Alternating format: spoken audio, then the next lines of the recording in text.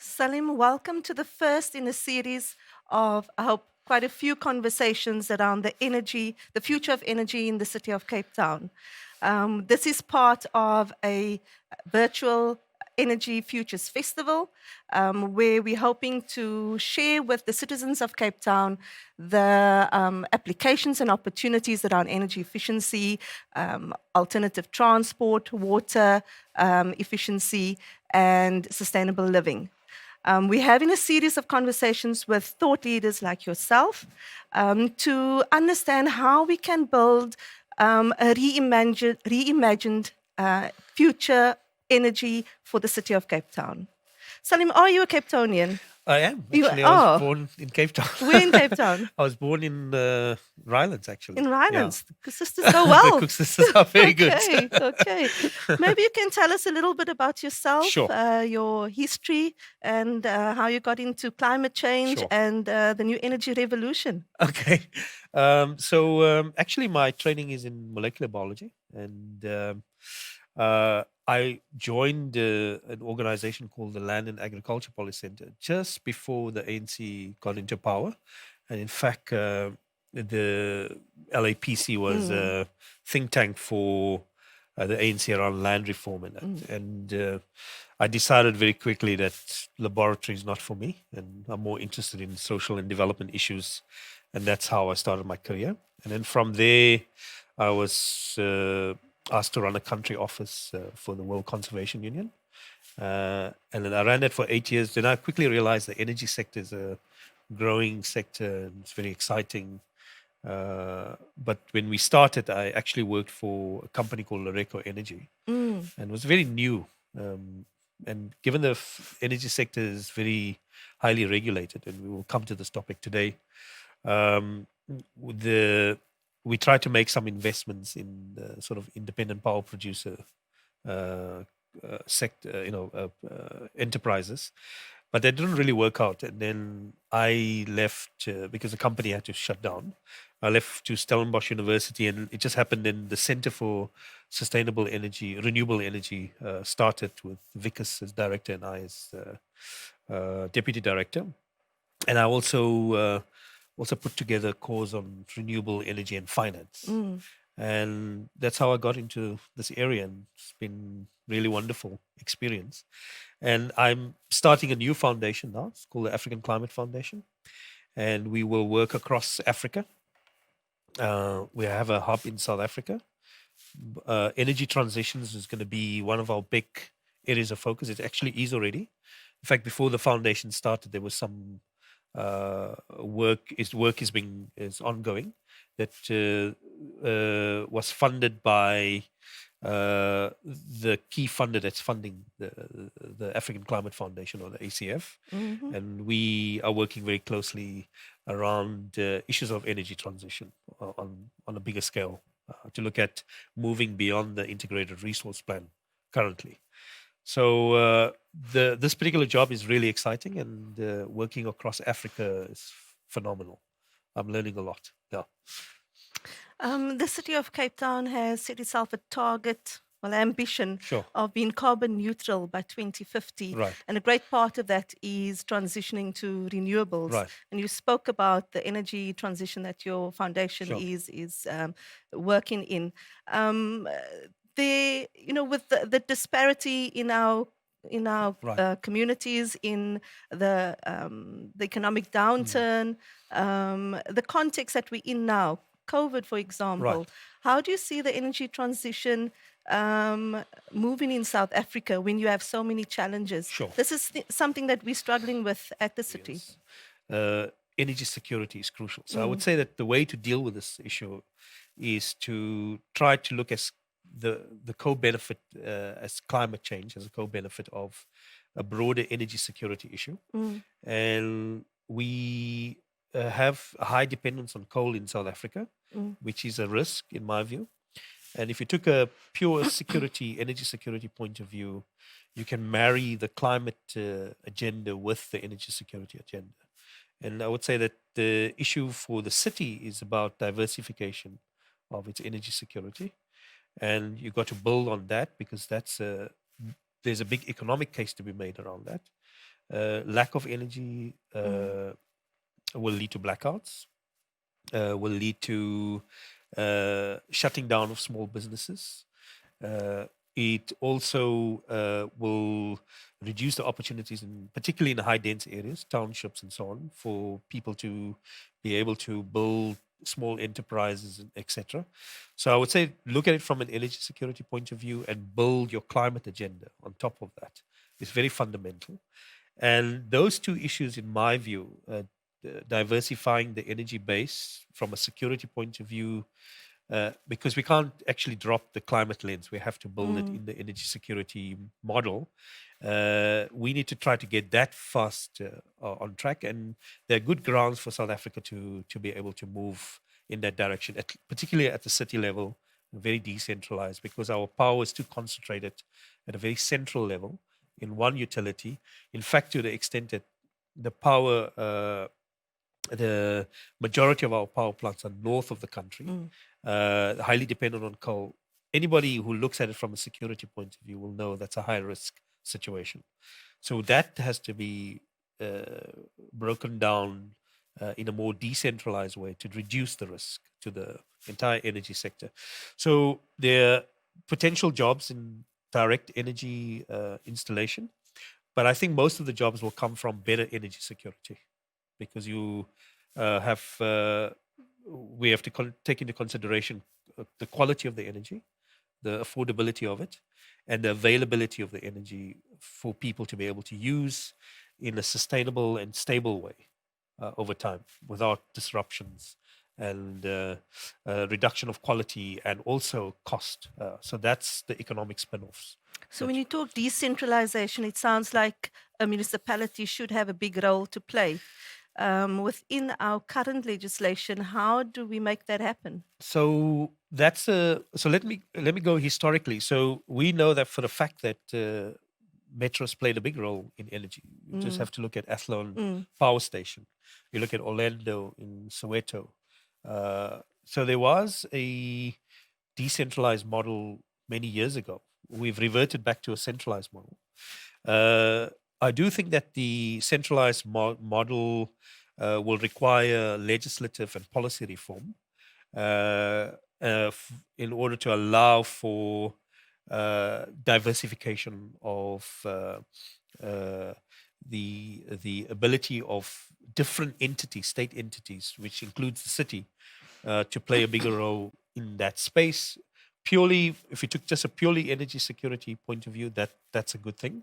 And also, if you talked about sustainability measures, a city should have the mandate to be able to do whatever their constituencies want them to do, which is basically manage the relationship between high fossil dependence with cleaner energy sources, and to begin to start to build that mix with over time reducing the fossil dependence. I don't think we can completely get off fossil dependence, but we have to, given your timeline of 2050, as renewables costs come down, we must be able to. I think Cape Town is in the invidious position.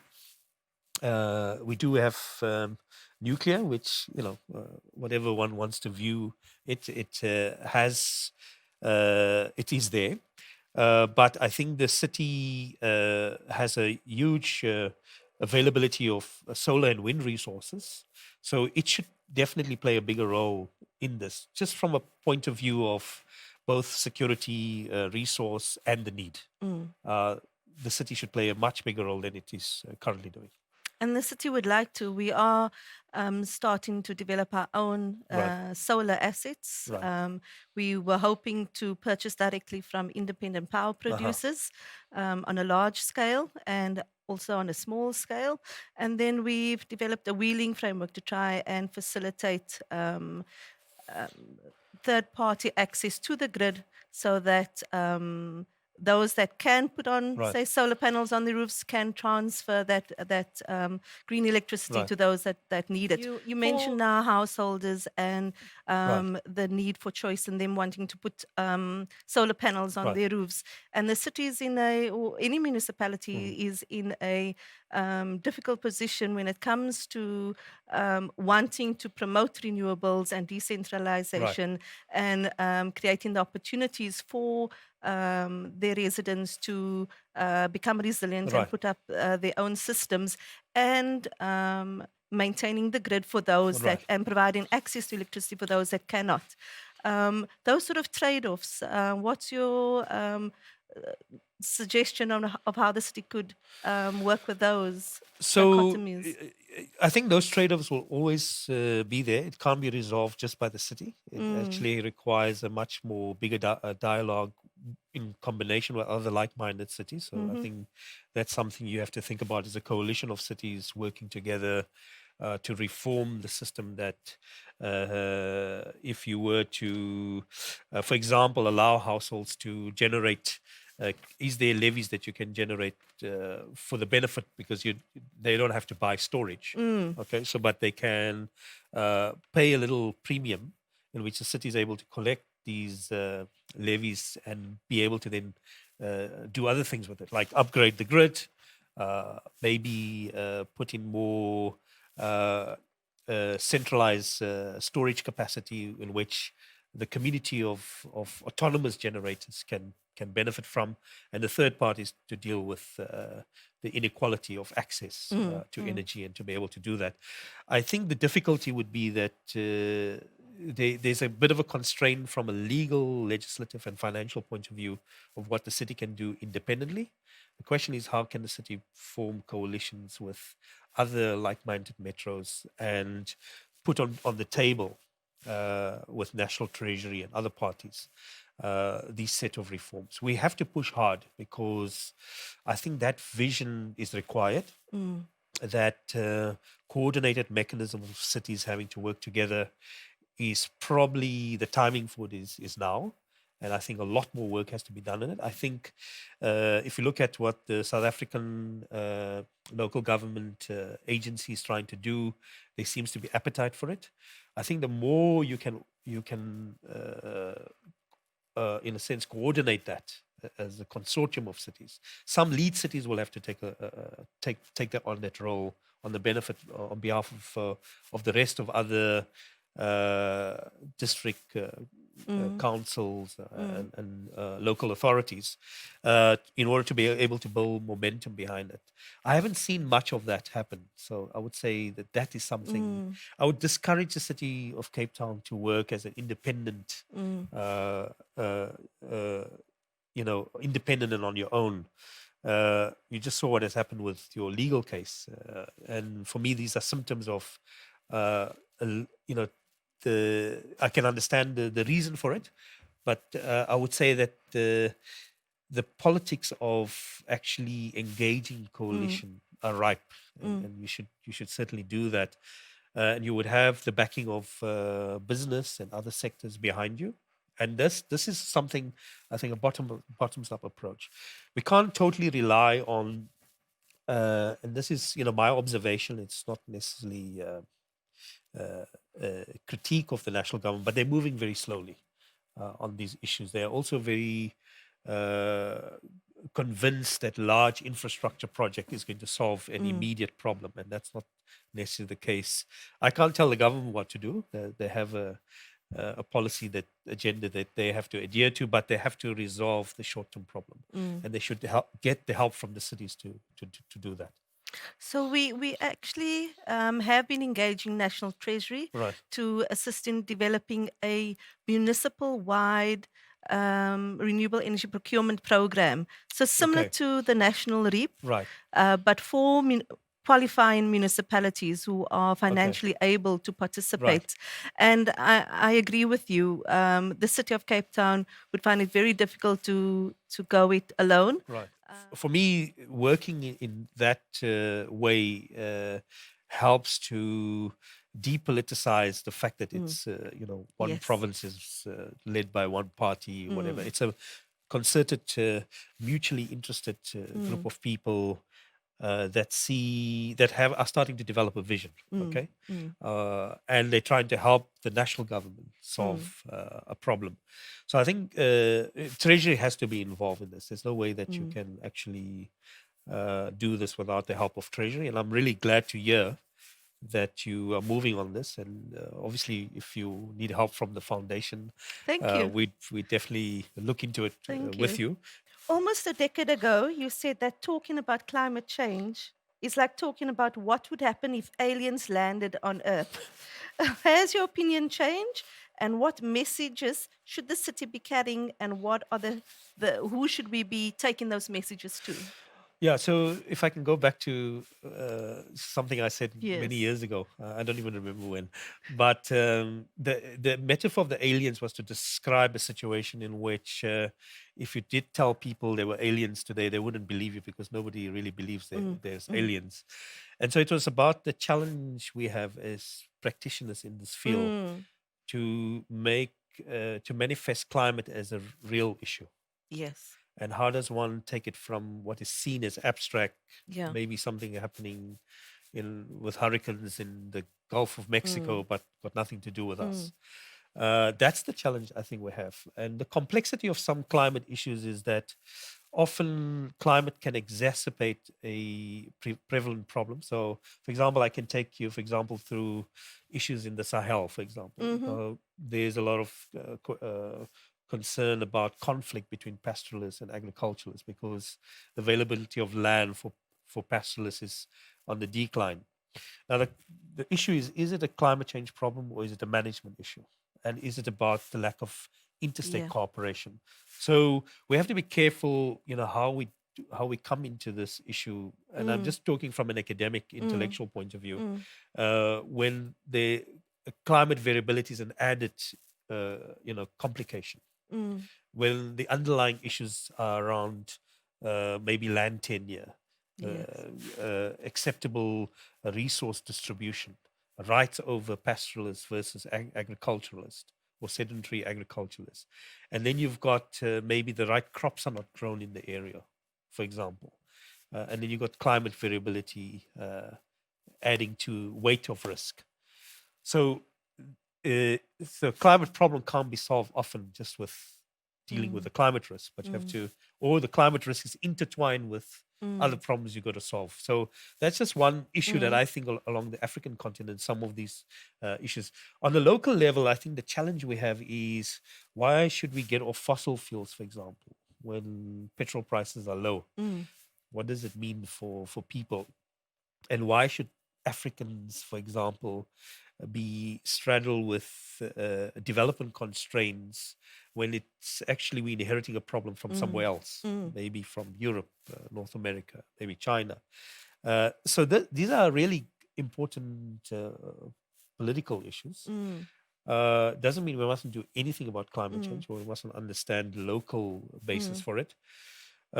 We got to try to figure out ways of communicating climate issues, not from a point of alarmist point of view, but more from a perspective of being able to concretize the risk in daily life. Yeah. Talking about that, what we've also struggled with is how to shift the conversation from climate science to public decision making Right. and the new economy Right. and what is right for that Right. trajectory. So that's precisely why. So the decision lab idea was to improve the knowledge of science, but to be able to turn that science into good decision making. We don't talk about rational. We talk about good judgment based on wisdom, and that wisdom comes from understanding the implications on people, on their lives, and it's not about reason, because you can have good reason but you don't make wise decisions. You have to distinguish between the two. By the way, there's a lot of work on that also. Some good scholars working on that, and then being able to turn the policy into good practice. And trying to work that in a very complex situations where it's a trade-off between bread and butter issues versus higher goals. So these two have to come together in some way or the other. So do you think there's any solutions in the near future? Because it sounds like it's quite complex and we need to. No, I think the complexity doesn't mean that there's no solutions. Mhm. We just have to be quite innovative and creative about it. So the one area that I think most people will identify with is actually pollution Yeah. and dealing with pollution problems in the inner city and so on. Mm, And mm, there you can start working on congestion charges, mm, reducing the amount of traffic into. mm, You can also look at household pollution issues, you know. So that's how you bring a broader group of people that may not grasp the concrete part of climate change to begin to appreciate it over time. mm, mm. So our ambition of being carbon neutral as well as close to carbon neutral Uh-huh. as we can by 2050, which is 30 Right. years from now. Do you think it is doable from your perspective? I think it's more doable in the city of Cape Town for the very reason that I mentioned that if you can reduce your dependence on coal sources, Mm, then you can become a lot more carbon neutral. mm, If you can diversify, localize the energy mix, effectively localize it, generate it here, and reduce also the dependency on fossil-based liquid fuels to drive the engine of mobility, for example. mm, Of course, energy efficiency is another area. So I think Cape Town has a certain kind of endowments that it needs to exploit that will enable it to get faster to carbon neutrality than waiting till 2050, which I think is doable. That's just my view. I just think that you're in a kind of envious position to do that. We also think we have certain advantages. We've Right, started quite a while ago in exploring these right, things, but we feel also that we have one arm tied behind our backs right, because of our carbon intensive right, grid that we right. have, and we are locked into a national That's right. energy That's landscape right. that makes our ability to make our own Right. decisions quite difficult. And you've been working with a number of Uh-huh. stakeholders who influence these sort of Right. decisions. It would be interesting to get your perspective on how we can try and improve that area while still acknowledging that we're part of a national picture. So it comes to the earlier point I made about that you can't. So dealing with 2050 is theoretically possible if you can get off the carbon, national carbon. Okay. But to do that, you actually need to change and reform the national status quo, which is a lot more difficult to do. I wouldn't go the legal route. I would go more the route of coalition and persuasion Yes, initially, yes, and then try to build the institutional mechanisms to be able yes, to drive that more solidly. yes. In your TED talk in September of Yes, yes, 2012, yes, you spoke about the importance of adaptation under climate change right. scenarios and the changing dynamics of fossil fuel dependence. How do we emphasize this given the current state that our world is in? Right. So I would look at it from two perspectives. The one is how does the city adapt to climate change? So, for example, you know, your coastal city, the risks are high of sea level rise. And I know you've done a lot of vulnerability maps and Yes, so on. You actually yes. have reinforced certain segments. I know you can't do Milnerton. I heard that's a bit difficult. But I think those are really exemplary kind of interventions. So that's a broader protection of your uh, the constituency, your citizens, your business sector, and your infrastructure. And that's very important. Your network infrastructure is very important for the city to be able to function. You don't want that shut down, otherwise you'll have serious problems.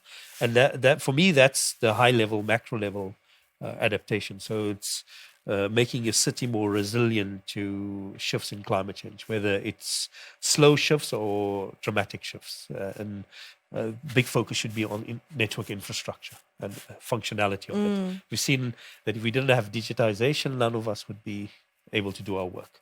So that network infrastructure in the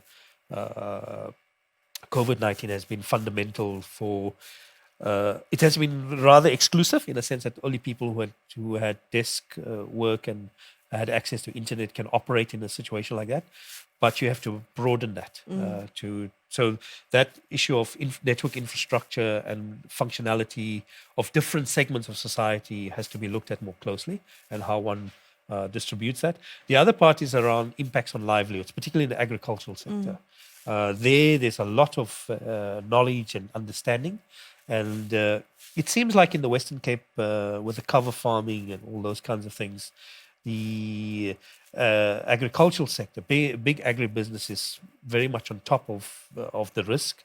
I know that they talk to a lot of analysts, people who are working in understanding weather patterns, who then are able to take this and diagnosis and figure out what it means for insurance, what it means for capital investments in big businesses. Being agribusinesses are able to do that, but it's more small scale farmers that we have to work a lot more and try to protect these important segments of the Western Cape economy, because they're very export orientated, and also the livelihoods and the capacity of small farmers to be able to deal with that. There might be other sectors, but I think those two are the main ones. And the third one is, of course, again, not just energy, but water is fundamental to the operations of the city's economy. There you have to be a lot more resilient, and you've got to figure out the mix between behavioral change versus hard infrastructure, and how you actually manage that. And I would say it's a combination of both. The supply and demand side has to be. Thank you, Saliem. I think we've certainly learnt a lot from you. Well, I've learned from you also about what's going on in the city, that's excellent. Yeah. Yes, it would be great to be able to cooperate very soon in the future. We basically set up to do that, so you should take advantage of it. Very much like you to be part of this journey of recreating the energy landscape for the city. I would welcome that. Thank you. So thank you very much. Yeah, thanks very much. Okay.